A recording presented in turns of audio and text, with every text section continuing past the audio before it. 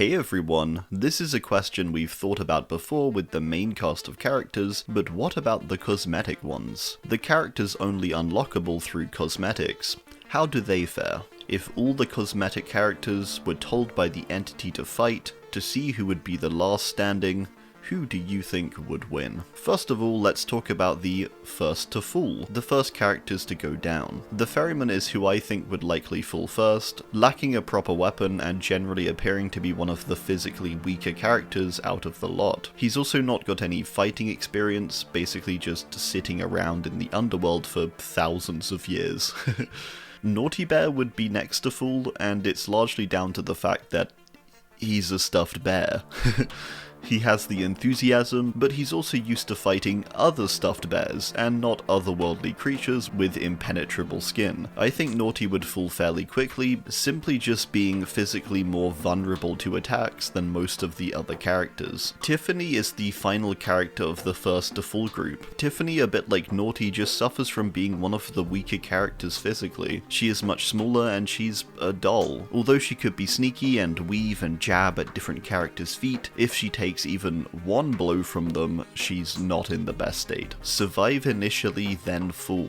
Jabberwock is likely not going to last too long. It's this sort of dragon-like creature, but it doesn't seem to have much going for it in terms of weaponry or protection. It can be more agile with its wings and lowered posture, but it has ink hands like the artist, and doesn't seem to have much else going for it weapon-wise. It gets slain relatively easily in Alice in Wonderland, and here I think it's going to be no different. Minotaur, despite being a large and powerful creature, is actually not that strong and does get beaten relatively easily in the myths. In the realm, it does wield a sword, which would probably help it out a little bit. Other than this though, it's quite exposed, with it having little armor or protection. Although clearly having a lot of physical strength, I think its lack of protection is mainly going to be its downfall. Krampus, although being more supernatural, lacks a bit due to being very exposed. All it has for weapons is its cleaver, and in general it's used to just dealing with humans, which most of the things in this list aren't, making it hard for it to deal with any of them probably. It's going to last a bit, I think, having some strength and being a bit supernatural, but I don't think it's going to last too long. Birch is another character seen mainly interacting with humans, so it's kind of hard to gauge its power. It does however seem very slow and sort of lumbering. In the realm it's a bit smaller due to it actually being hag dressed up in this case, but I sort of think either version isn't going to do too well. Its purpose isn't really direct combat, so I think therefore it doesn't last too long. Chatterer, although being a powerful creature and a Cenobite, I doubt it lasts too long either. It really lacks in being able to defend itself in a sort of similar direct combat way. Its weapon is just chains, and it certainly can't just continually bind everyone.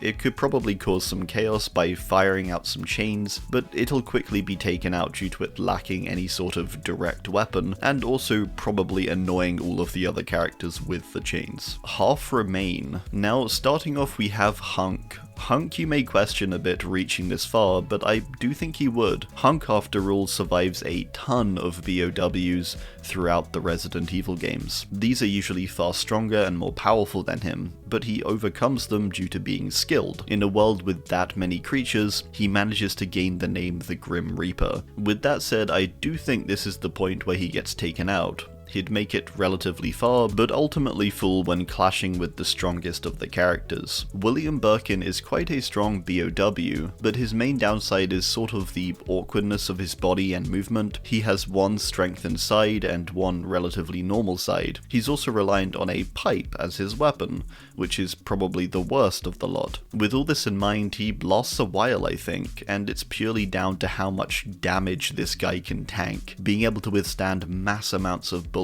and explosions without so much as a scratch in some cases. So whilst he can't do much damage wise, aside maybe being able to throw people away and use his strength in that way, he does make it quite far I think due to just being so insanely durable. He would just continue surviving even if he had multiple attackers. Draugr is more than likely just knight but stronger, with him now being undead and having some magical elements to him. His armor and weapons glow with some kind of energy energy it seems, and he appears to be quite strong. Knight of course also can spawn his guards, so he has his own little squad that can essentially protect him, which will definitely help his survivability up to this point. He may be a little more restricted though, now that he's undead, potentially lacking agility, and definite protection, with his armor having more gaps than usual. He would last a while, but ultimately get taken down close to the end I think, and probably because of these exposed armor parts.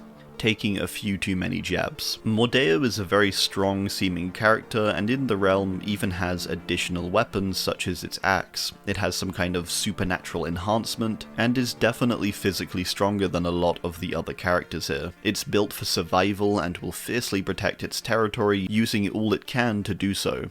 It can be pretty brutal. It does seem to lack protection in terms of clothing though, and doesn't seem to have tougher skin or anything like that, so potentially that's where it gets stumped. If it takes a few too many blows, it's not going to be lasting that much longer, however fierce it is. Baba Yaga is a formidable opponent, with the folklore of the character describing many people having a tough time dealing with it. In the realm though, the Baba Yaga can't fly, nor does it have its chicken-legged house. Therefore it's definitely in a weaker spot when forced into more direct combat. It suffers, I think, because of this. It's quite similar to the Wendigo and the Huntress also, I think, and would ultimately get taken down due to suffering too many hits, or something like that. That's the main downfall, I think, of the characters around this area who don't quite make it to the last one standing. They are very strong, they're supernatural in some way, but they just don't have enough protection. The last one standing. So this is who we have left now. Xenomorph Queen is the next to go, I think. It's a very tough creature though, which is going to be very hard to take out. It's incredibly agile, fast, strong,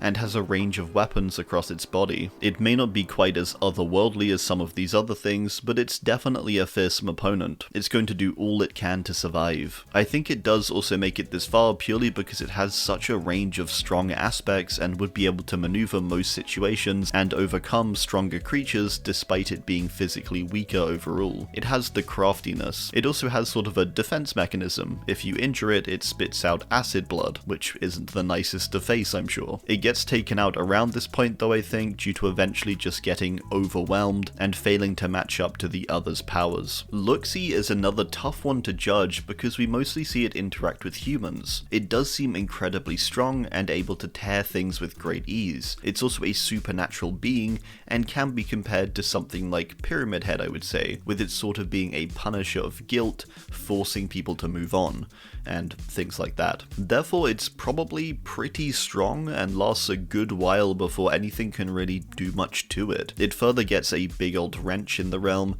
and is even imbued additionally with Doctor's shock powers, which is a nice little bonus. With all this in mind, I honestly think it lasts a very long time. I do think it probably gets overpowered eventually though, by those with more combat experience and greater durability. Therefore, I think Luxie would eventually be overwhelmed, which leads us on to the final two. The final two I ultimately think would come down to an Attack on Titan battle between both the Warhammer Titan and the Armored Titan. These two are highly powerful with strong weaponry, high levels of protection, and previous battle experience. When it comes to which is the strongest though, it's a little tough to judge. They both have their strengths. The Armored Titan is a tougher than usual Titan with very protective and durable skin. The Warhammer Titan is a bit of a different deal and can create weapons with its powers. I think this one is a genuine coin toss of a final fight. The Armored Titan is larger and stronger and more durable, but it's also probably slower and has less in its arsenal to use to take down the Warhammer. The Warhammer seems faster, more agile, and can create a number of different weapons to attack the Armored Titan with. So I sort of want to end this video on a draw.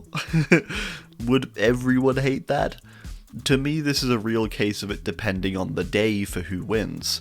They both have their advantages, but their strength I think is pretty comparable, especially with them being from the same universe. It's sort of hard to create a clear divide. I think, however, I'm going to go with the Armored Titan for the win. If the both of them have just been through a battle with all of the other characters in this scenario, it's more likely the Warhammer Titan has taken more substantial damage along the way, comparatively to the Armored Titan, which has more armor. I think therefore in a situation situation where it's an all-out fight between this many characters, the Armored Titan would reach the end and simply be less exhausted and damaged by all the fighting, and therefore would be able to take the win. So there you have it. Let me know what you think would be the outcome too, down below. Thanks, and goodbye.